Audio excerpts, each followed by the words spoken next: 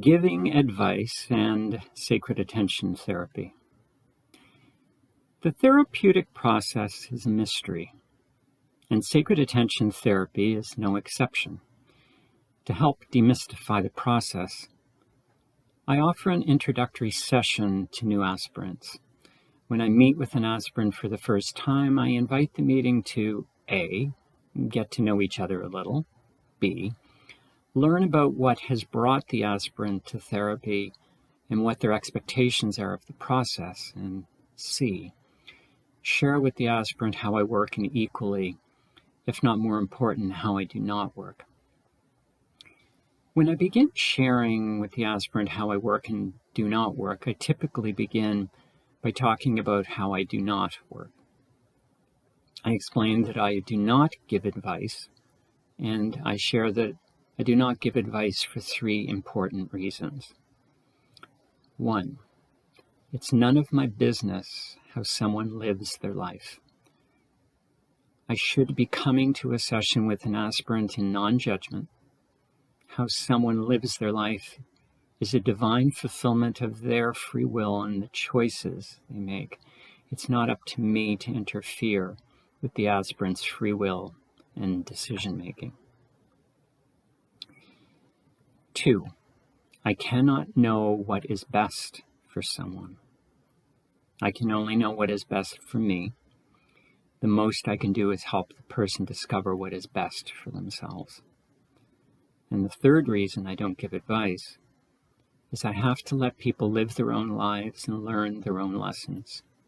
I can accompany an aspirant on the journey and support them as requested, but telling them how to live their lives is not what we do in sacred attention therapy. More than once an aspirant has said to me after hearing the above, if you aren't going to give me any advice, why am I coming to you? Their question gives me important insight to their expectations of the therapeutic process. I typically reply, that's a very good question. Why are you coming to me? The question allows me to probe further into the true or truer reasons the person is coming to therapy. In sacred attention therapy, we are all too aware that the reason the aspirant thinks they are coming to therapy is not the real reason. It is a rare aspirant that is mature and evolved enough to know the depths of truth that has brought them to therapy. We pay close attention to the reasons the aspirant thinks they are coming to therapy, and we hold the awareness lightly, knowing that the truth will reveal itself in time, should the aspirant choose to embark on the inner journey. My life teachings have intuitively guided me toward listening to my own heart in all matters. I simply do not understand why anyone would want to take someone else's advice. Shouldn't we be far better off to do whatever it is we need to do to develop our own strength and sense of guidance in life? Why would we want to give over that gift, that power, that sense of knowing to someone else? It doesn't make sense to me. What does make sense to me is to develop a relationship and our connection with that authentic part of ourselves that can truly and honestly guide us lovingly through life. Sacred attention therapy is not alone in this foundational practice of not giving advice. Parker Palmer talks about the perils of giving advice this way. He says, here's the deal. The human soul doesn't want to be advised or fixed or saved. It simply wants to be witnessed, to be seen, heard, and companioned exactly as it is. When we make that kind of deep bow to the soul of a suffering person, our respect reinforces the soul's healing resources, the only resources that can help the sufferer make it through. And Heather Platt says it this way.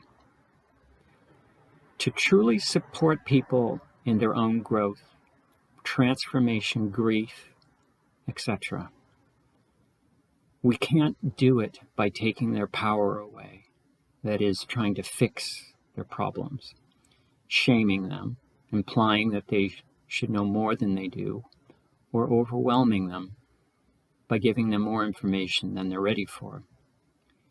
We have to be prepared to step to the side so that they can make their own choices, offer them unconditional love and support, and give gentle guidance when it's needed, and make them feel safe even when they make mistakes.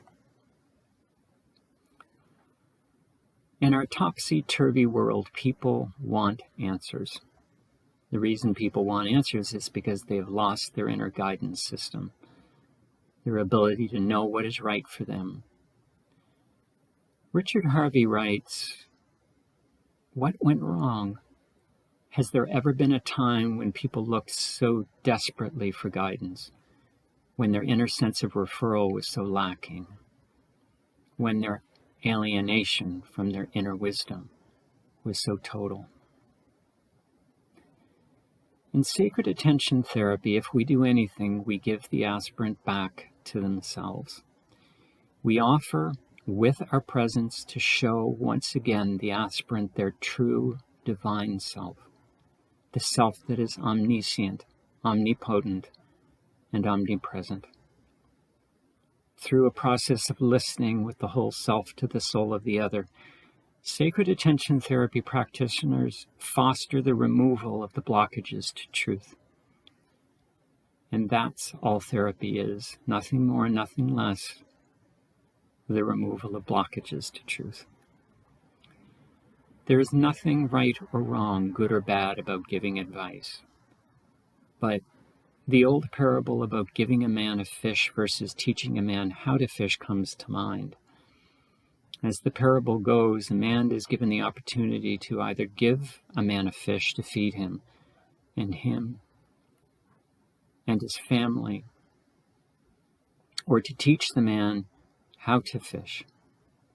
The fisherman responds to the options with this gem of wisdom. Give a man a fish, feed him for a day. Teach a man to fish, feed him for a lifetime. I see advice in the same light. Give advice and feed the aspirant for a day.